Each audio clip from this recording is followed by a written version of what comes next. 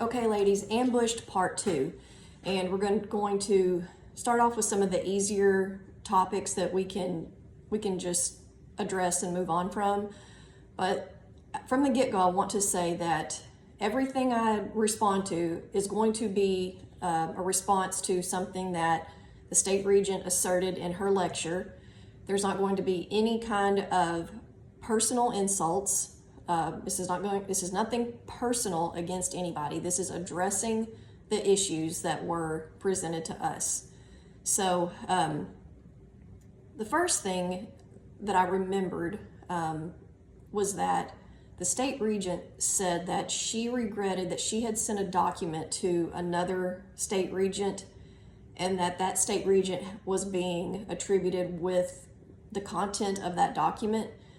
And as she was reading through it, I knew all of these things sounded familiar, but when I got home and I was trying to process everything, I remembered that she said that, and I put together that I'm pretty sure what she meant was that she sent her lecture that she gave to us on Sunday to the North Carolina state regent, who had been circulating it to members in North Carolina, and I had gotten a copy of it.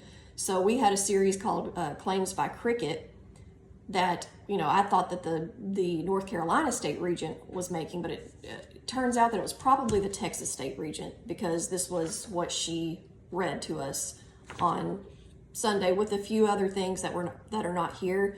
So I feel like I have a pretty good roadmap, even though I don't have a recording of what happened.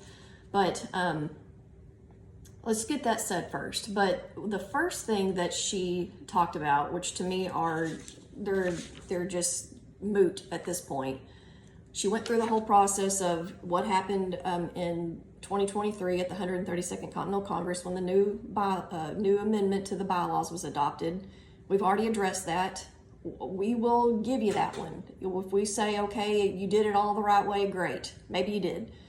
We'll give you that one. But now our issue is that there is a way for men to be members, and that was one thing she said, that there is no loophole. There absolutely is a loophole. If a man has a birth certificate that says he's a woman, he can be a member of the DAR, and this is proven. So there absolutely is a loophole. Now, whether or not this bylaw amendment created it, that is moot at this point. So we don't even have to address that anymore. We'll give you that one. The other thing that she talked about was the old proposal that had a requirement for either a DNA test or a sworn statement, and she went into a lot of detail about why DNA testing is, not the best thing. Again, I don't necessarily disagree with any of that, and that's why in our previous proposal we had the option of a DNA test or a sworn statement. So again, why focus on that? Why try to focus on that as if that was, the end-all be-all of that? It wasn't. Okay, so that's an easy one. Those are two easy things we can knock out.